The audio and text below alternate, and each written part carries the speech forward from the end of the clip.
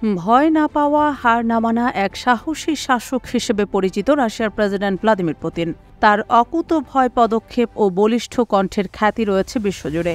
এই ক্ষমতাধর নেতা এখন রয়েছেন মঙ্গোলিয়া সফরে। দেশটির প্রেসিডেন্ট ওকনাগ খুরেলসুখের আমন্ত্রণেই পুতিনের এই সফর।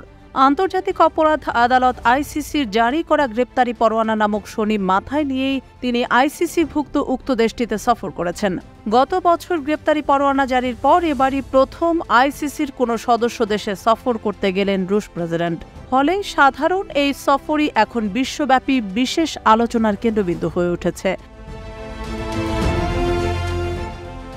সফরকালে পুতিনকে গ্রেপ্তার করতে মঙ্গোলিয়ার প্রতি আহ্বান জানিয়েছে আইসিসি, ইউক্রেন, পশ্চিমা কয়েকটি দেশ ও বিভিন্ন মানবাধিকার সংগঠন।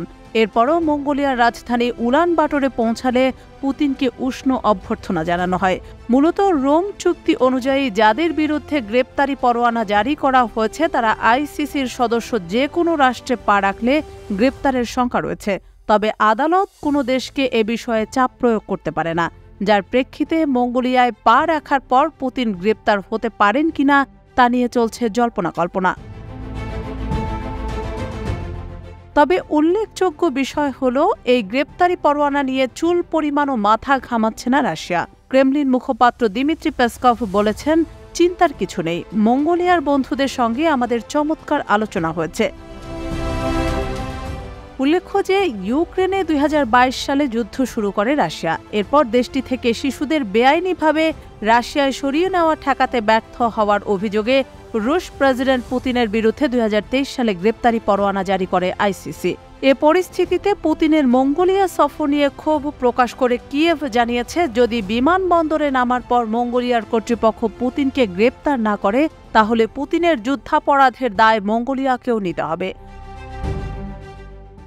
আদেশ মানার বিষয়ে সদস্য দেশগুলোর বাধ্যবাধকতার কথা গত সপ্তাহে স্মরণ করিয়ে দিয়েছে আইসিসি। মঙ্গোলিয়া যেহেতু আইসিসির সদস্য, তাই আদেশ মেনে পুতিনকে গ্রেপ্তারে দেশটির বাধ্যবাধকতা রয়েছে। তবে দেশটি যদি এ আদেশ না মানে সেক্ষেত্রে তেমন কিছুই করার নেই। এদিকে 5 বছরের মধ্যে মঙ্গোলিয়ায় পুতিনের প্রথম সফর উপলক্ষে রাজধানী উলানবাটরের সেন্ট্রাল চেঙ্গিস খান চত্বরে 2 দেশের পতাকা দিয়ে সাজানো হয়েছে। জানা গেছে 2 সেপ্টেম্বর সোমবার বিকেলে সেখানে যুদ্ধাপরাধী পুতিনকে বের করে দেওয়ার দাবিতে বিক্ষোভ হয়েছে। মঙ্গলবার মঙ্গোলিয়ায় পুতিনের বিরুদ্ধে আরও বড় বিক্ষোভের পরিকল্পনা রয়েছে। যদিও মঙ্গোলিয়া সরকার পুতিনকে গ্রেপ্তারের আহ্বান বিষয়ে এখনও কোনো মন্তব্য করেনি।